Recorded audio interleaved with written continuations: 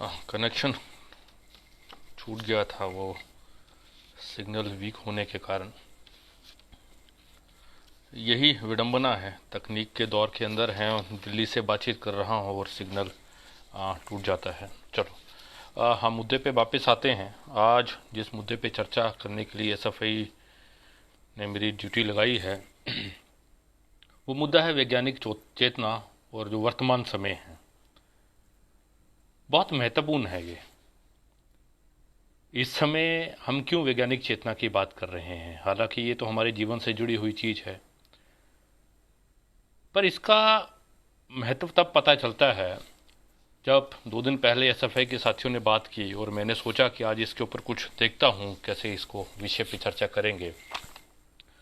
तो मैंने सोचा मैं भी सोशल मीडिया के ऊपर थोड़ा सा सर्फिंग करके देखूँ कि क्या चर्चा चल रही है, क्योंकि पिछले दिनों थोड़ा दूरी बरकरार की थी, घर में लगातार रह रहे हैं, तो सोशल मीडिया के ऊपर जिस तरह का चर्चा परिचर्चा होती है तो सोचा कि उससे दूर थोड़ा पढ़ने लिखने की कोशिश करें। तो सुबह जब फेसबुक ऑन किया तो पहली जो स्ट्राइकिंग खबर मैं उसके ऊपर देख पाया, मेरे को तो बहुत हास्यास्पद लगी, लेकिन लोग उस पर बड़ी मजबूती के साथ विश्वास करते हैं। उसी से पता चलता है कि क्यों आज का जो टॉपिक है वो बहुत महत्वपूर्ण है। और वो खबर क्या थी? हिमाचल प्रदेश के एक डॉक्टर दिनेश के संदर्भ की कोटेशन के साथ खबर लगी थी कि वहाँ पर जो आपका आयुर्वेद डिपार्टमेंट है वो भूत प्रेत की सहायता लेगा कोरोना वायरस के खिलाफ लड़ने के लिए। अब हम इस दौर के अंदर जब पूरा कोरोना वायरस का हम समझ चुके हैं, कहाँ से शुरू हुआ, कैसे शुरू हुआ, उसका क्या संरचना है, उसकी वो वायरस का नेचर क्या है, और हम जा रहे हैं कि वैक्सीन की तरफ भी ट्रायल करने की तरफ जा रहे हैं, हम पेशेंट्स को ठीक कर पा रहे हैं। उस दौर के अंदर एक सरकारी विभाग ये खबर दे रहा है कि हम इसको ठीक करने के लिए भूत प्रेत की सहायता लेंगे। अब मेरे जैसे इंसान के लिए जो प्रैक्टिस करता है जीवन के अंदर वैज्ञानिक चेतना, ये एक बड़े हास्यास्पद मजाक की बात हो सकती है। जब इसके ऊपर मैंने फेसबुक के ऊपर लिखा, उसके एवज में जो रिएक्शन आए उससे पता चलता है कि हम किस दौर के अंदर जी रहे हैं। मोबाइल तकनीक हाथ में लेकर हम उस जो प्रयोग है कि भूत, पता नहीं प्रयोग बोलूं क्या बोलूं मैं उसको, भूत प्रयोग का सहायता लेंगे, उसको लोग जस्टिफाई कर रहे थे उस पोस्ट के कमेंट्स के अंदर। यही नहीं, अगर इससे पहले ही आप जरा देखें, मैं बिल्कुल उसके बाद में कुछ पढ़ नहीं पाया और कुछ समझ चर्चा के लिए तैयार नहीं कर पाया, सोचा कि स्पॉन्टेनियस चर्चा करेंगे इसके ऊपर। उससे पहले भी आप देखिए, जब कोरोना भारत के अंदर आया तो क्या हालत थी। चाइना ने वैज्ञानिक तौर पर इससे लड़ते हुए, अभी चाइना इससे फ्री हो गया, आगे बढ़ गया, अभी पूरा देश जो चाइना का है वो इससे आगे निकल गया है। पर भारत के अंदर जब ये आया तो भारत अपने आप को जो विश्व गुरु बनने की तरफ जा रहा है, वहाँ पर लोगों ने इसका इलाज क्या ढूंढा, वो पूरा आज भारत के अंदर आजकल कैंसर से लेके एड्स से लेकर जो सब इलाज दिया जाता था, वही इलाज इसके लिए सुझाया गया कि गौमूत्र से कोरोना का इलाज हम भारत के अंदर करेंगे। और ये कोई ऐसा नहीं है कि कोई कोई फ्रिंज एलिमेंट्स कोई बोल रहे हैं, कोई छिटपुट कार्यकर्ता बोल रहे हैं या भारत के किसी कोने में बोल रहे हैं, उनको कुछ मीडिया के अंदर तवज्जो नहीं मिल रही है। बाकायदा इसके लिए गौमूत्र पार्टीज ऑर्गेनाइज की गई, जो हमारी रूलिंग पार्टी है बीजेपी, उसके नेताओं के द्वारा। यहाँ तक कि ऑर्गेनाइज तरीके से इसका व्यापार शुरू हो गया। गौमूत्र को बोतल के अंदर भरकर बेचना शुरू किया। बंगाल के अंदर एक मरीज इसको सेवन करने से हॉस्पिटल के अंदर एडमिट हुआ, फिर उस कार्यकर्ता के ऊपर एफआईआर दर्ज हुआ। तो उस दौर के अंदर हम हैं जहां पर तमाम टेक्नोलॉजी का उपयोग करते हुए भी हम ग्रसित हैं उस समझ से। अगर कोई भी इंसान हो जो थोड़ा सा भी तर्क जानता हो, विज्ञान को समझने की जरूरत नहीं है, थोड़ा सा तार्किक समझ रखता हो, जिसको हम बोलते हैं वैज्ञानिक सोच रखता हो, पढ़ा लिखा हो, जो अपने दिमाग से सोचता है, जो इंसान को और बाकी जानवरों को अलग करता है, तार्किक समझ, लॉजिकली सोचने की क्षमता, अगर वो क्षमता रखता हो तो वो समझ पाएगा कि ये गौमूत्र, ये भूत प्रेत, ये जो तमाम दावे किए जाते हैं उसका कोई रेलेवेंस नहीं है। लेकिन भारत के अंदर फिर भी लोग इसके पीछे भागते हैं। इसलिए जरूरी हो जाता है आज की डेट के अंदर चर्चा करना, ये जो आपका वैज्ञानिक समझ है।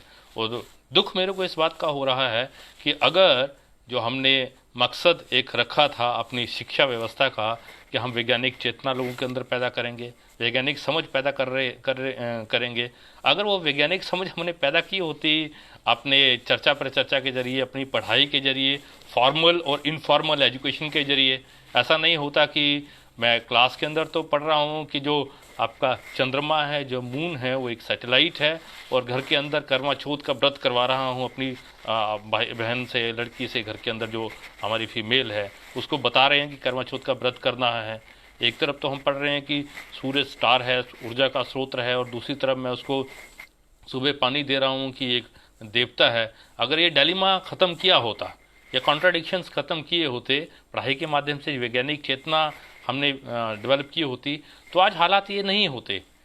जो हम बोल रहे हैं कि अगर कोरोना के खिलाफ जो हमारी लड़ाई है वो नेगेटिव से ही शुरू हुई है, वो हम लोगों को हाथ धोना बता रहे हैं, हम ये बता रहे हैं उनको कि जो वेरियस नोशंस, प्रेजुडिस, छोटी छोटी बातें जो जिनका कोई रेलेवेंस नहीं है समाज के अंदर, जो लोग उनको मान रहे हैं, उसको हमें वो सब नहीं करना पड़ता, और वैज्ञानिक तरीके से, एक बिल्कुल साइंटिफिक तरीके से इसके खिलाफ हम लड़ पाते और हम आगे बढ़ पाते दोस्तों।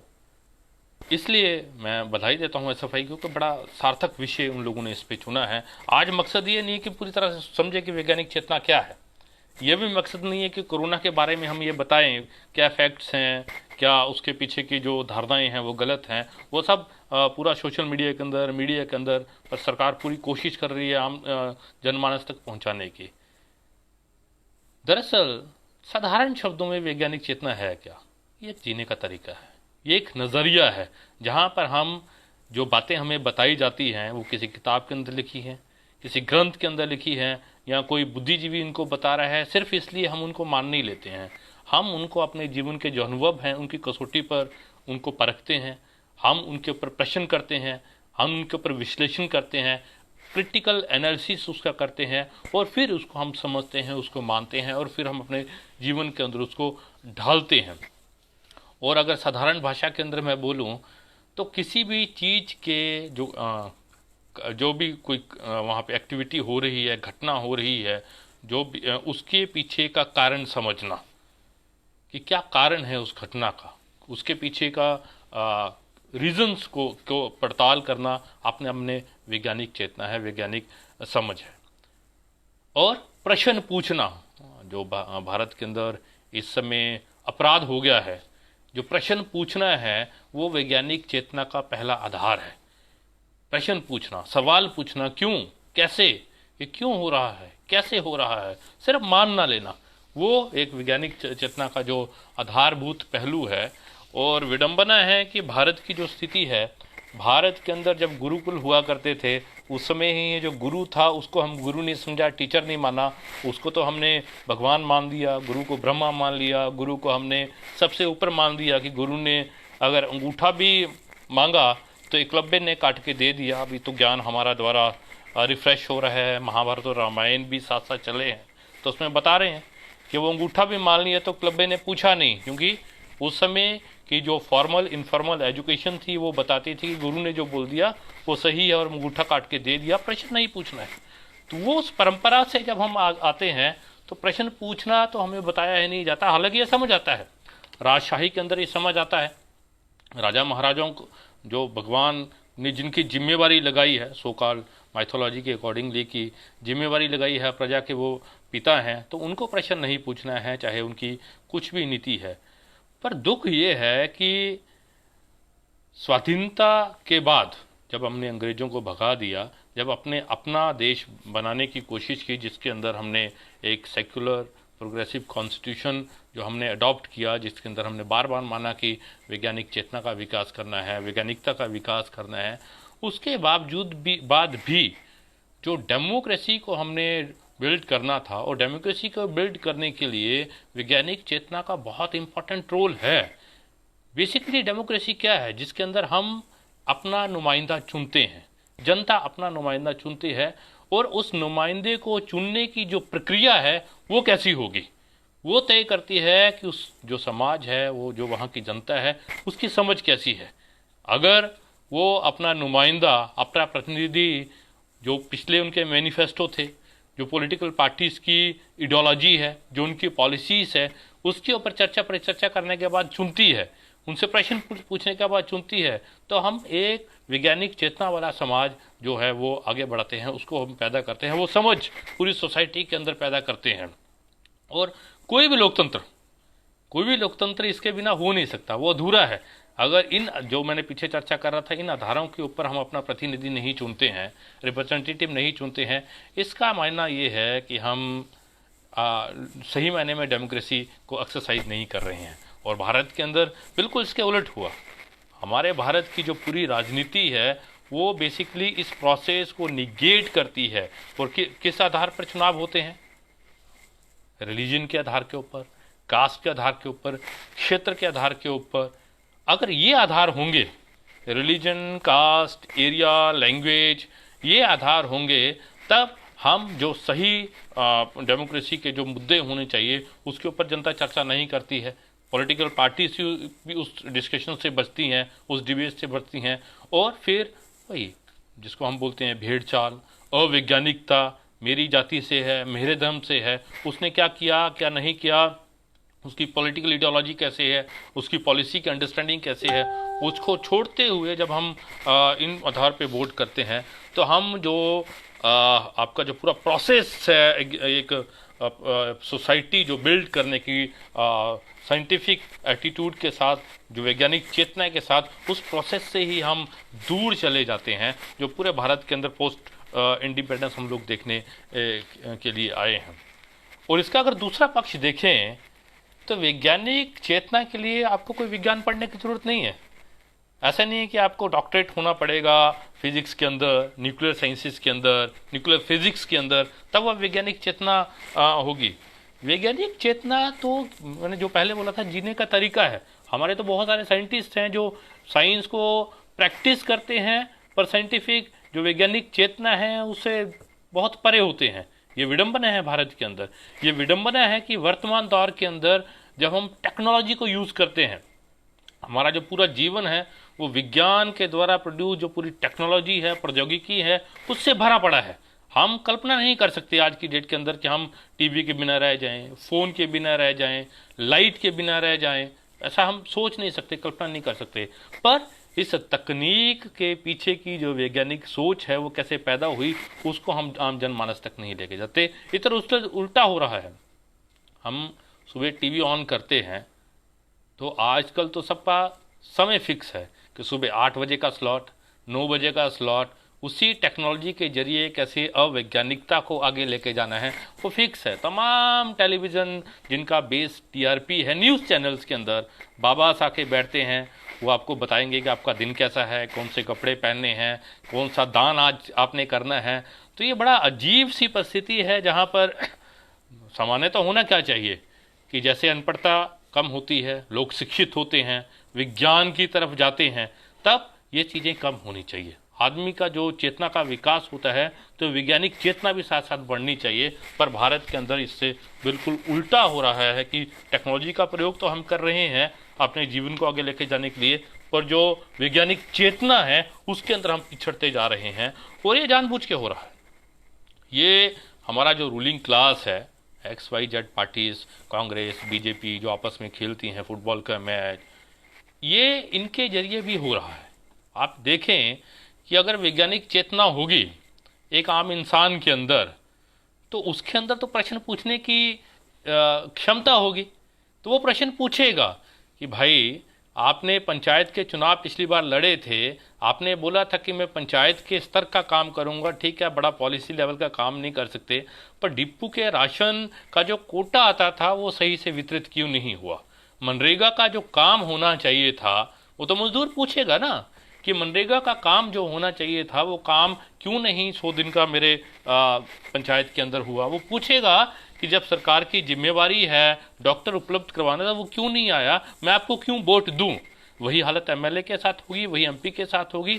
इसलिए वो चाहते हैं कि इस तरह का प्रश्न पूछना का जो कल्चर है, संस्कृति है, उससे आम जनता का दूर लेके जाया जाए। और यही पूरे भारत के अंदर हो रहा है। और अब तो एक कदम इससे आगे हो रहा है।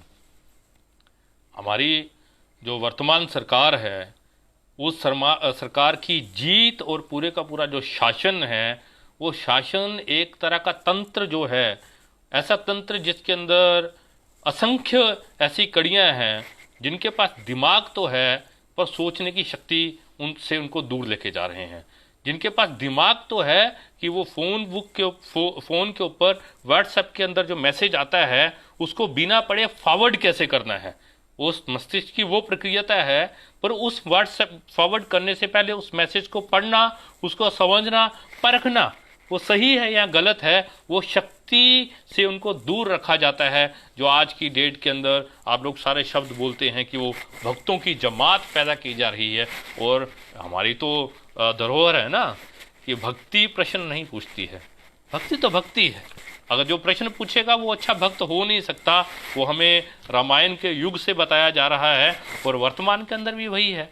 तो जब पूरे का पूरा सिस्टम आप उससे चला रहे हैं कि आपको एक फोर्स खड़ी करनी है, जब हमारे जो सरमाएदार ताकतें हैं वो बोलते हैं कि हम एक दिन के अंदर एजेंडा फिक्स करते हैं। वो कैसे फिक्स करते हैं कि एक मैसेज ऊपर से चलता है, सही है गलत है, वो तमाम कड़ियाँ उसको कोई परखता नहीं है और वो नीचे तक पहुंच जाता है। और फिर हमारी सरकार बोलती है हमने फेक न्यूज़ से लड़ना है, जो संभव नहीं है। इसलिए वैज्ञानिक चेतना बहुत महत्वपूर्ण है। चलिए, इसका जो राजनीति का हिस्सा है उसके ऊपर आज हम चर्चा नहीं करेंगे, पर चर्चा हमें ये करनी है कि कैसे इस जो ये जो दौर है जहाँ पर विज्ञान इतनी तरक्की कर गया है, जहाँ पर हम ये एजिंग की प्रोसेस को भी स्लो करने की कोशिश कर रहे हैं, वो जो वायरस है अदना सा आपका कोरोना वायरस, उसको हम लड़ने के लिए वैज्ञानिक चेतना से लेस नहीं है, उस पे ऊपर हम चर्चा करने के लिए यहाँ पर हैं। तो आप देखिए, इससे जुड़ी हुई जो कुछ मुश्किलें कैसे आ रही हैं अगर आप देखेंगे, और कैसे हमारी, मैं ये मानता हूँ कि हमारी सरकारें भी इसके लिए जिम्मेवार हैं। उस भारत के अंदर जहाँ पर मेंबर ऑफ पार्लियामेंट उन लोगों को बनाया जाता है जो ये बोलते हैं कि श्राप देकर वो हेमंत करकरे जैसे देशभक्त को भस्म कर सकते हैं, उनको आप एमपी बनाते हैं। जहाँ के प्रधानमंत्री ये बोलते हैं कि गणेश की जो प्लास्टिक सर्जरी के जरिए उनको सिर लगाया गया था। तो उस देश की सरकार कितनी वैज्ञानिक समझ के साथ काम कर रही है और उसका क्या इम्पैक्ट हो रहा है। अब ऐसा नहीं है कि जो वैज्ञानिक चेतना का मसला है ये किसी के कंट्रोल के अंदर है। दरअसल हम एक समाज पैदा करते हैं, इस चेतना से, इस प्रक्रिया से, इस समझ से हम एक समाज पैदा करते हैं जो सामाजिक तौर पर तर्क नहीं करता है, व्यक्तिगत नहीं करता है और सामूहिक तौर पर तर्क नहीं करता है। जब सामूहिक तौर पर तर्क नहीं करता है, जब वो कल्चर पैदा होता है, जब वो संस्कृति पैदा होती है जहाँ पर आप सिर्फ आदेश मानते हैं, जहाँ पर आप सिर्फ ये बोलते हैं कि किसी किताब के अंदर लिखी हुई बात, चाहे वो मनुस्मृति हो, वो बिल्कुल सही है, जहाँ पर आप ये बोलते हैं कि जो बड़े नेता ने बोल दिया, जो ऋषि मुनि ने बोल दिया, वो प्रश्न से परे हैं, तो उस समाज को हैंडल करना बहुत मुश्किल हो जाता है। और वही आज हमारा देश वो जो है वो महसूस कर रहा है कि हम किस हालत के अंदर हैं, रुकता नहीं है। मैं दो उदाहरण अगर मैं दूं, हमारे माननीय प्रधानमंत्री जी दो बड़े आह्वान, पॉपुलर आह्वान उन्होंने इस समय किए हैं और ये बताता है कि कैसे चीज़ें उनके नियंत्रण से भी बाहर होती जा रही हैं। उन्होंने बोला पिछली 22 तारीख को कि सब ने, हालांकि जो उन्होंने लॉजिक दिया वो सही है कि आप एक्नॉलेज कीजिए जो एसेंशियल सर्विसेज दे रहे हैं वो ठीक है, उनको वो किट नहीं दे सकते जो उनके जीवन को बचाने के लिए डॉक्टर्स को, नर्सिस के लिए चाहे।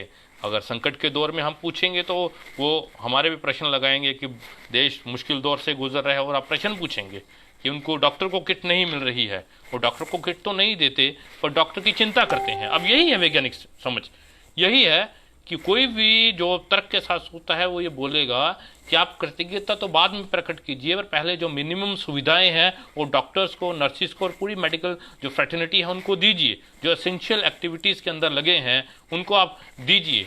तो वो चलो वो इतर बात है, पर उन्हें आह्वान किया कि आपने 22 तारीख को बाहर निकलकर उनको एक्नॉलेज करना है, और आप अब इटली से ज़्यादा प्रभावित रहते हैं, वहाँ भी करते थे तो यहाँ भी करेंगे, हम ताली बजाएंगे, हम ताली बजाएंगे।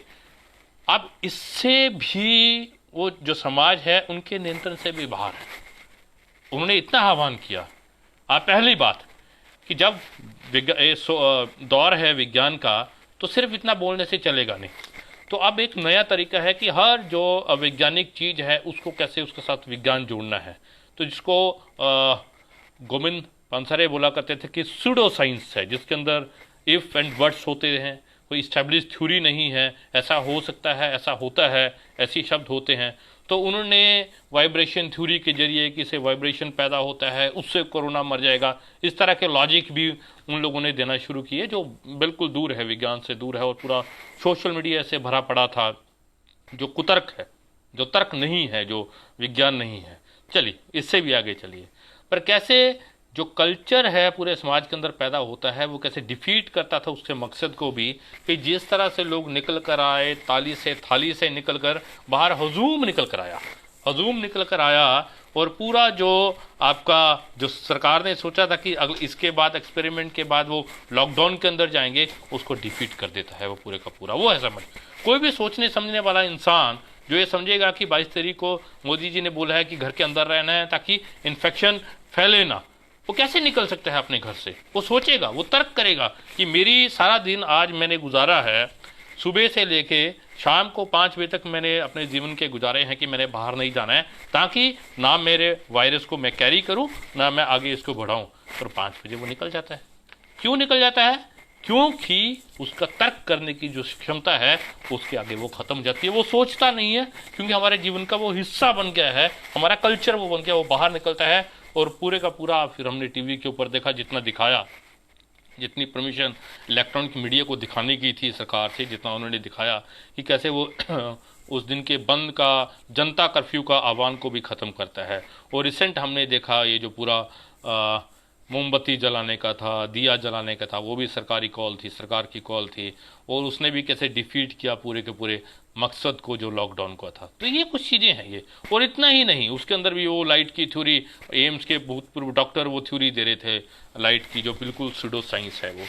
तो ये हैं चीज़ें जो इस समय होनी नहीं चाहिए थी ना। पढ़े लिखे समाज के अंदर, सिटीज़ के अंदर हो रहा है, टाउन्स के अंदर हो रहा है, आप गांव देहात की बात छोड़िए, वहाँ पर हो रहा है। जो पढ़े लिखे लोग हैं उनके साथ हो रहा है। इसका मतलब लोग सोच नहीं रहे हैं, उनके अंदर रैशनल थिंकिंग नहीं है, तार्किक नहीं वो सोच रहे हैं, सिर्फ वो फॉलो कर रहे हैं, वो आगे जो ऊपर से चीज़ें हैं उसको आगे लेके जा रहे हैं। एक बात।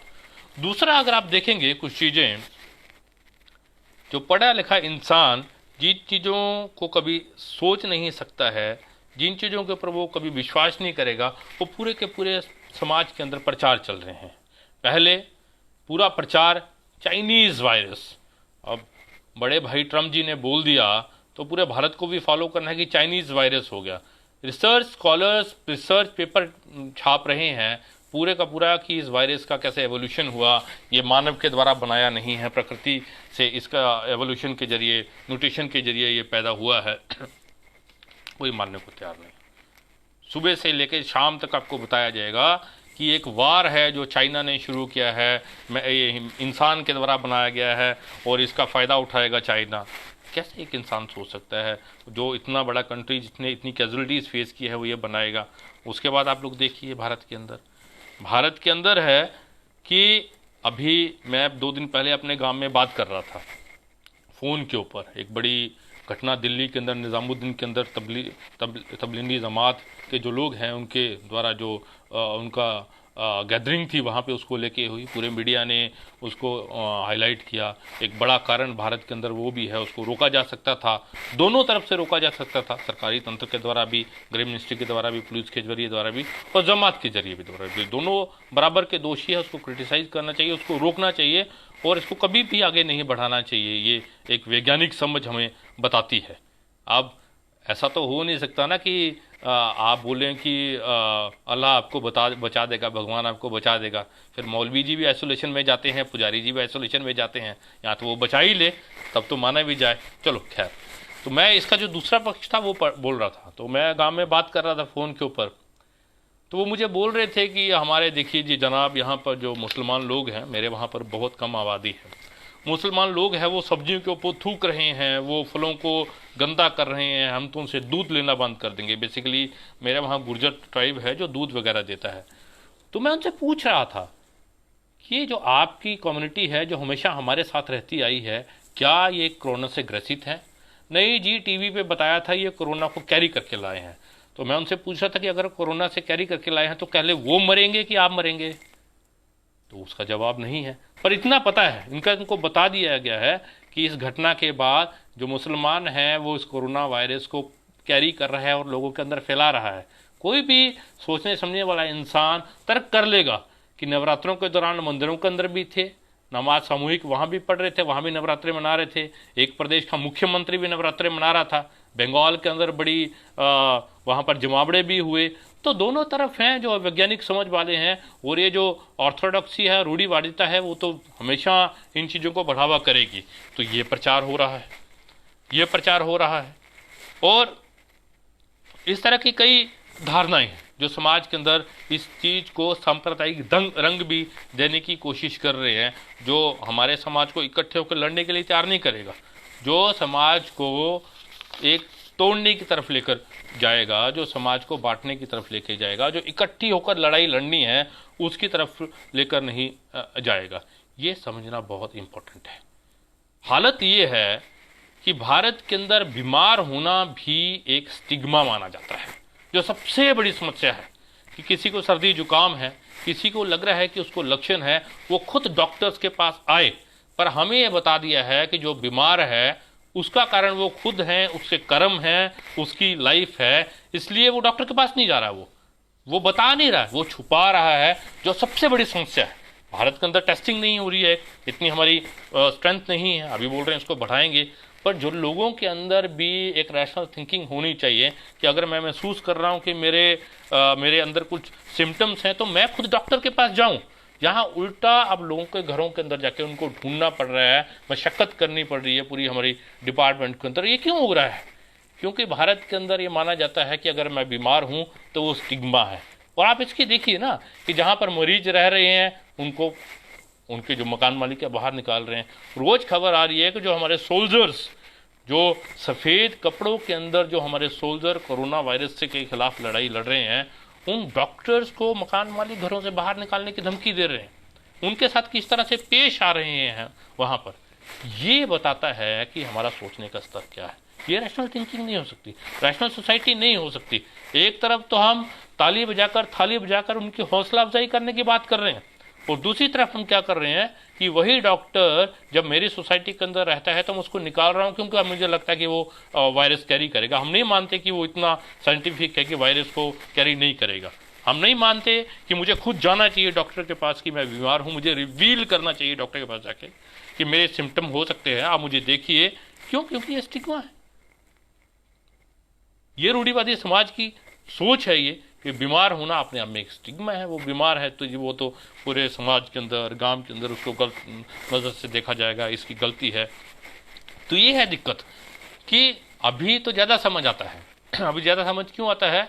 क्योंकि एक ऐसी बीमारी है जिसको साइंटिफिक तरीके से लड़ा जा सकता है। एक ऐसी बीमारी है जहाँ पर आज हम बता रहे हैं कि आपने हाइजीन कैसे रखना है, आपने मास्क पहन के रखना है, आपने हाथ धोने हैं। ये रैशनल सोसाइटी के अंदर ये तो दिनचर्या की बातें होनी चाहिए कि आप बाहर से आ रहे हैं, घर के अंदर जा रहे हैं तो आपको हाथ धोने हैं, आपको सैनिटाइज करने हैं।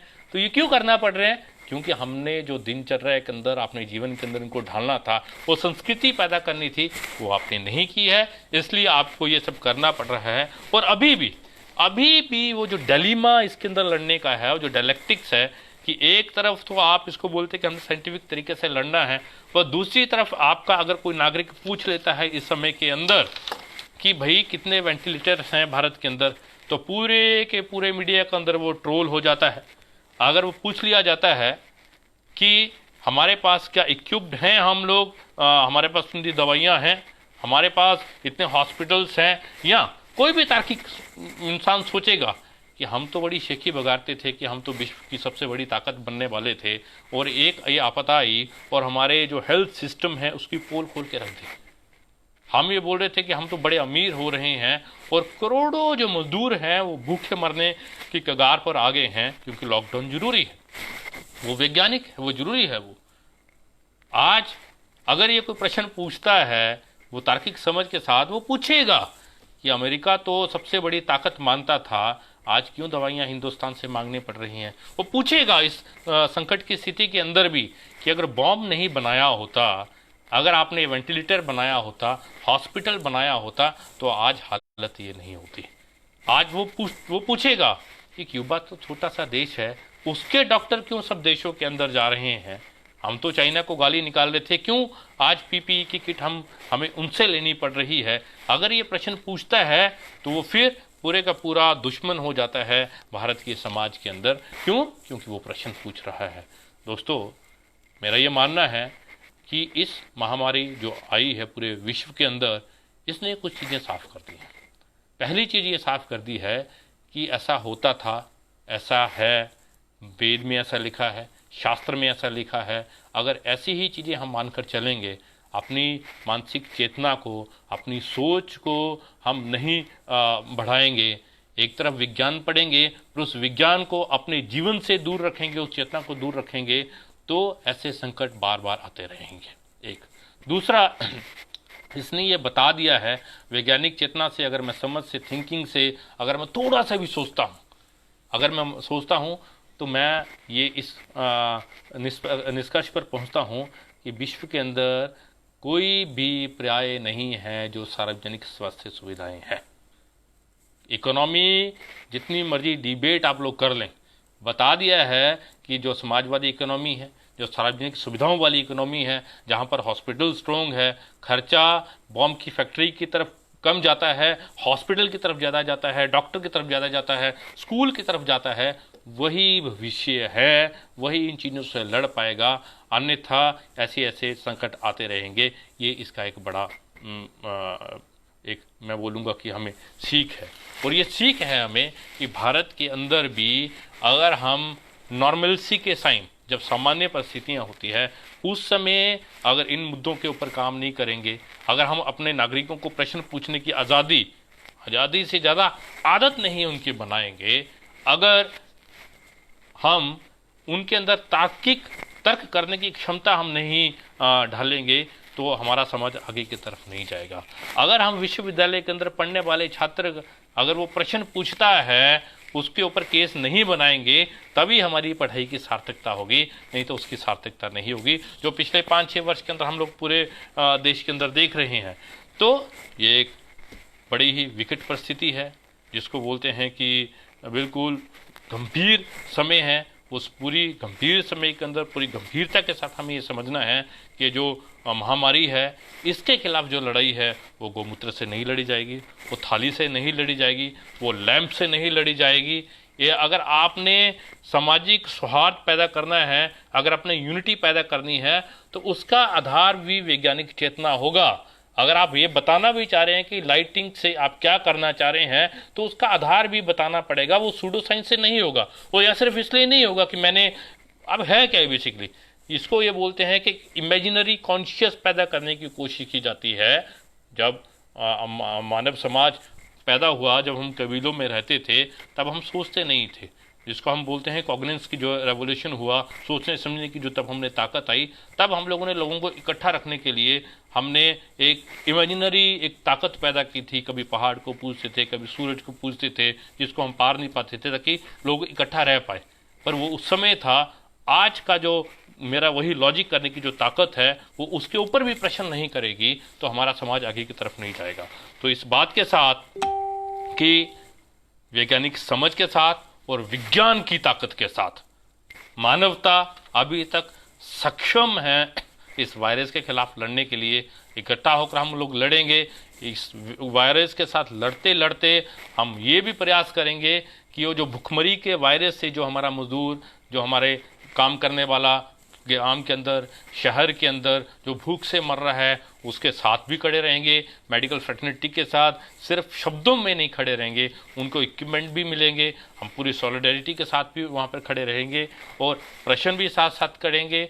हम इस महामारी के खिलाफ लड़ते हुए वैज्ञानिक चेतना के साथ लड़ते हुए मानवता को आगे बढ़ाएंगे और मानवता इस महामारी को हराएगी। और इससे के सबक के साथ इसके सबक जो निकल कर आए हैं, इस समाज की रचना भविष्य के अंदर हम ऐसे करेंगे जहां पर ऐसी महामारियां कोई बहुत बड़ा प्रश्न पैदा नहीं करेंगी, यहाँ पर भूख की महामारी नहीं होगी, यहाँ पर विषमता की महामारी नहीं होगी। इसके ये हम सबक लेके जाएंगे।